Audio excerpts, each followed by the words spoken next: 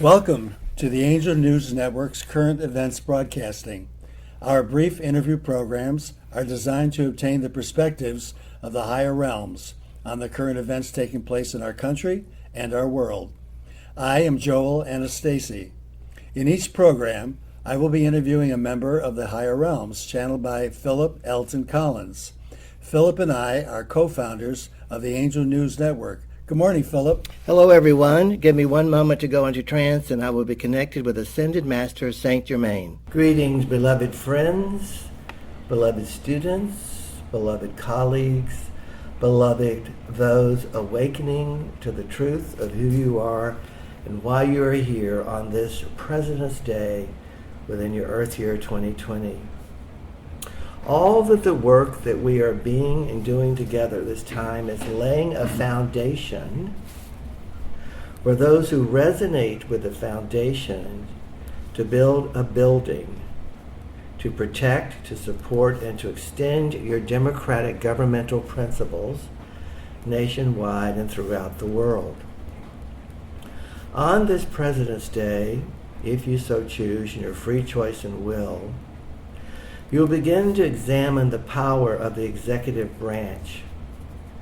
For whenever those powers were given with your founding fathers so long ago in your earth time, your world was decidedly different than it is now.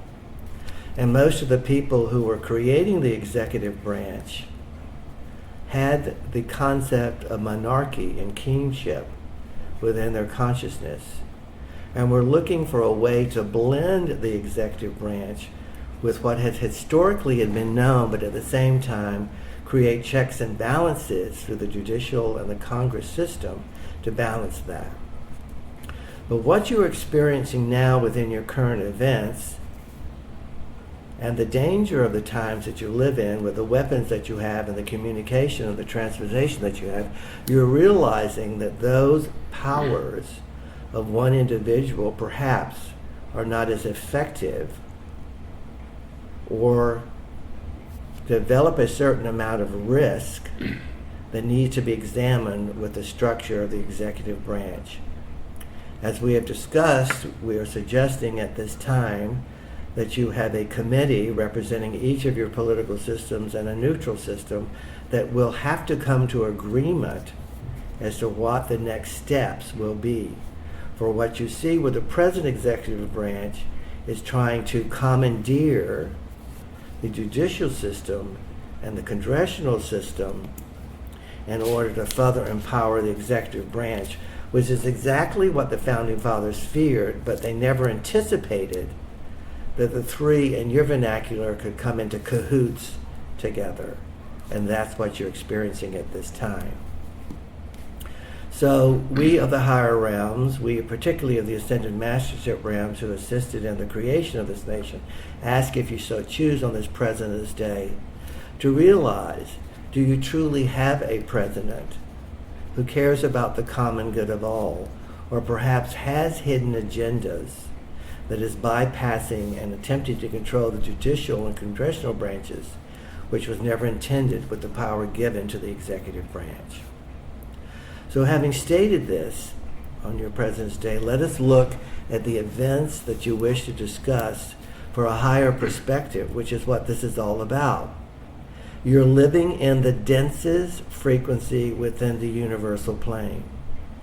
Within that density, you are ascending into a higher frequency by raising your consciousness through your personal processes in order to transcend, ascend, morph, if you will, from the density into a higher realm. So with this introduction, let us begin. Good morning, Saint Germain. Thank you for joining us today on President's Day. Good day, everyone. It's such a, you once made the observation that many of our discussions would be, turn up to be on days of special meaning, and it's happened again, hasn't it? Synchronicity. Synchronicity, indeed. You mentioned, you raised the question as to whether or not our president was attempting to control the judicial and the congressional branches. It certainly seems that way, doesn't it? And we've seen that with the Senate. And now it's interesting that you raise the issue of the judicial, because more than 1,100 former federal prosecutors and Justice Department officials are calling for Attorney General William Barr to resign following reports that Barr and the president intervened in the criminal prosecution of Trump's friend Roger Stone. And they made a statement that I thought was very powerful and telling that I want to read. Quote, "Governments that use the enormous power of law enforcement to punish their enemies and reward their allies are not constitutional republics. They are autocracies." Exactly. Well, that is what you're experiencing. And the reason you're experiencing so that your nation, the citizens, can make a decision to enforce the principles that this country was created upon or not. And if not, if you are not responsible within that, balancing or not balancing the equation, responsibility equals consequence. You will either create consequences to your liking in a democratic republic or consequences not to your liking into a tyrannical regime. You know, there are so many ways we can address this. One that keeps coming up for me that I wanted to bring up here was the difference between the parties and the role of government in our country. It's simplistic, but I'm going to frame it this way. One way that I see the difference between the Democratic Party and the Republican Party is that the Democrats, at least since the Great Depression of the 1930s with Franklin Roosevelt, see the government as an instrument of solving problems, and the Republicans, especially through Reagan, articulated that the government was the problem. Since that idea of the government is the problem was really articulated by Reagan, and the party after that seems to have followed that line, what we've seen is that virtually all of the national growth that has really happened in the United States over the last 3 to 4 decades in our economy has flowed to the top 1%. To what degree do you think those different ways of seeing the role of government have affected where we are today? Let's go back to the beginning of the foundation of the country, when there was one faction that didn't think there should be a federal government at all. Mm-hmm. And that the nation should be predicated upon states' rights only. That separation, that duality has never actually been resolved.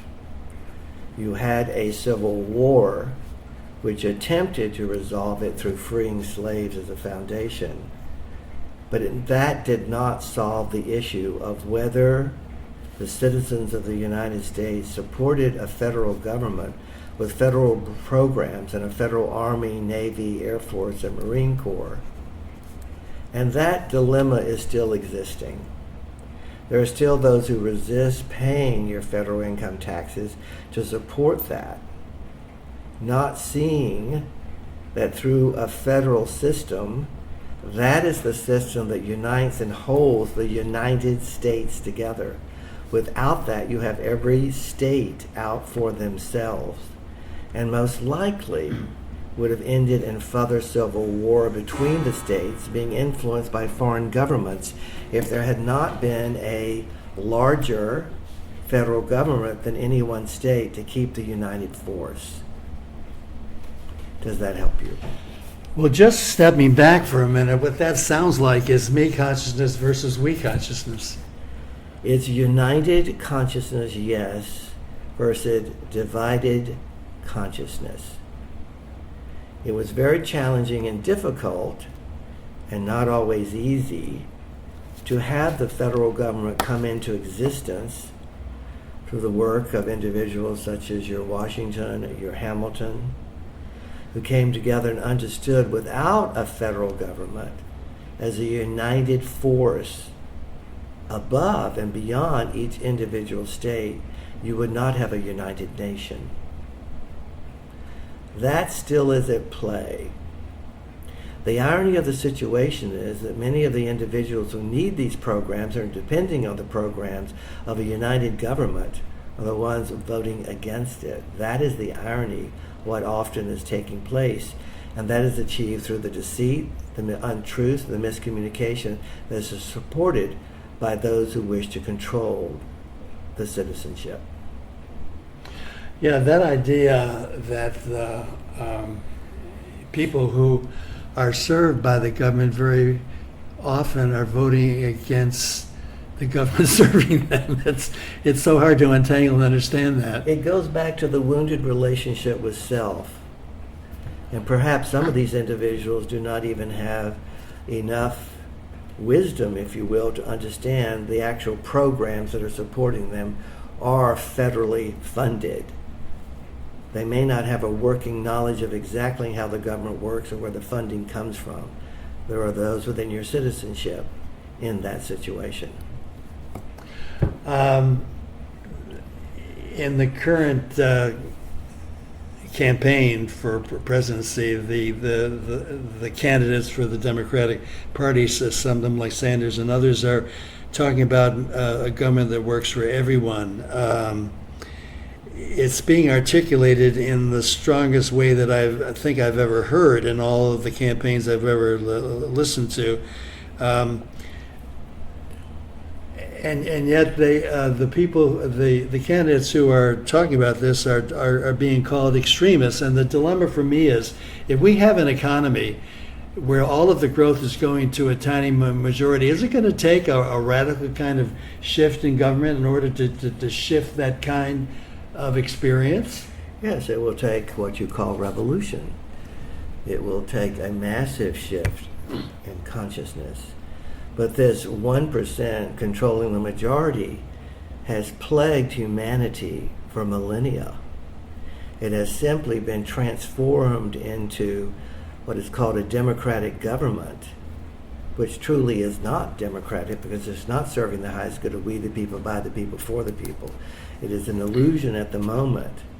So you're in the throes of making a decision where you really want and really need and understand exactly what the foundation of this democratic government is and how it was created and what is protecting it. Right now the protection is being threatened by forces who wish to disseminate it and tear it down. That allows them to be in tyrannical or dictatorship control.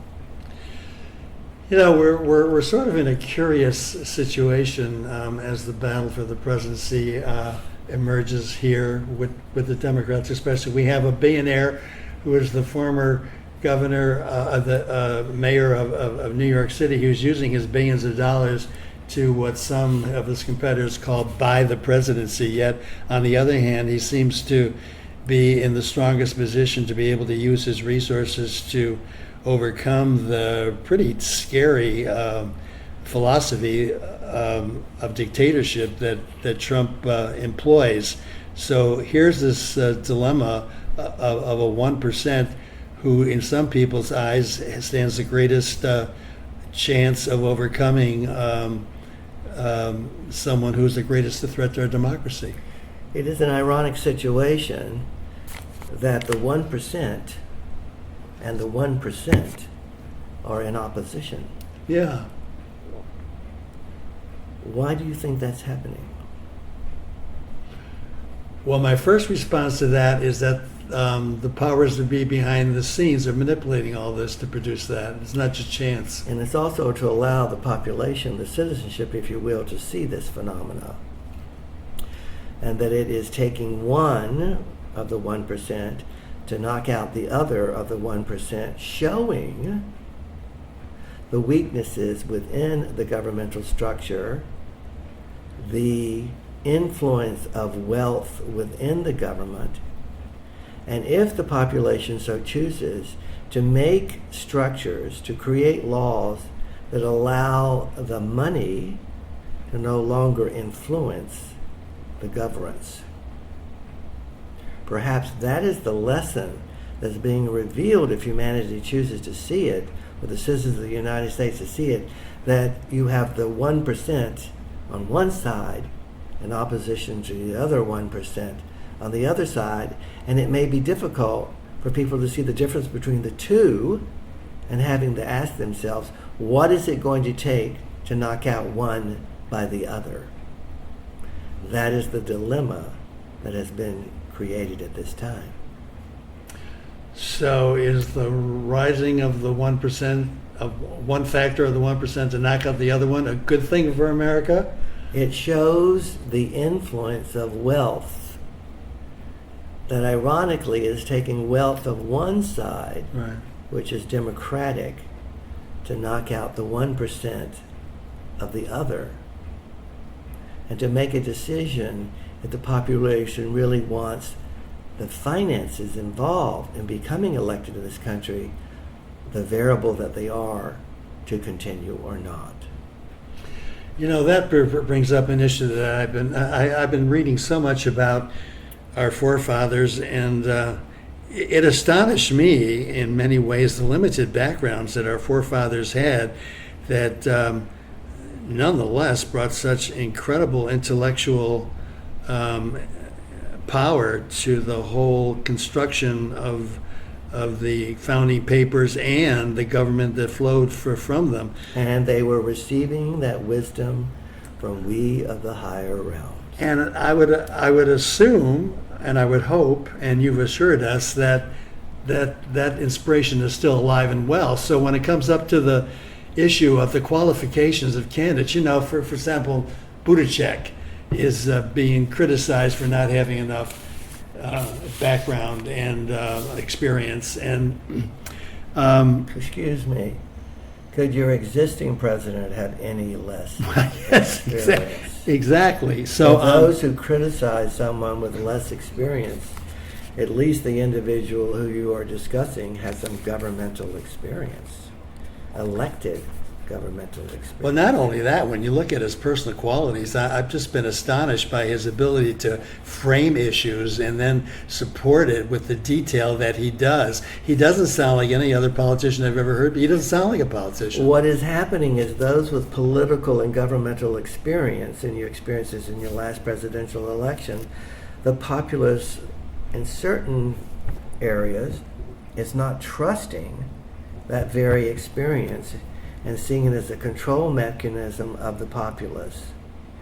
In your last presidential election, you had one of the most experienced, in your vernacular, qualified candidates in the history of the United States, and she lost, Right. conceivably, and that is open to debate what loss means, to an individual with no governmental experience whatsoever, with a corrupted business background.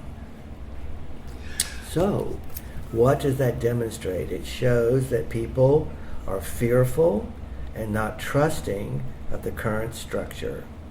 And they're looking for a savior, if you will, to come in. Perhaps someone without the political or governmental experience, with a fresh new approach. But within that comes the risk of not having the experience to know what to do when.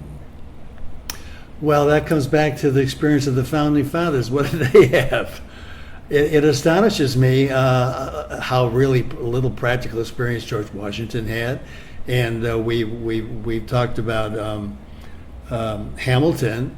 My God, look at his background. He was able to virtually create a government out of the founding papers. I realized about the inspiration of the divine realms, And but the research that he took place in, Yes. reading ancient documents and existing documents He did. that he built upon, he did. going back to Plato, going back to Socrates, going back to many divine messengers of your ancient times, bringing those principles forward also stimulated him. So how do we answer the question of what qualifications are necessary for one to become a president? The desire to serve the common good, the desire to work in truth, the desire to not be influenced by the power and money of others are the principles that you need to govern this or any nation. So the amount of years one actually has spent in elected office really is not a key factor. Remember, loaded and downloaded within the DNA of your heart is all the wisdom and lessons you have learned from past lives. Some individuals are able to access that wisdom, to think with their hearts, if you will, and apply that in the present now moment. Well, you've given us plenty to ponder here about the issue of the presidency on President's Day and what we should be looking for in the candidates who are trying to become our next president. And ask yourself, what am I to learn from the 1% in opposition to the 1%?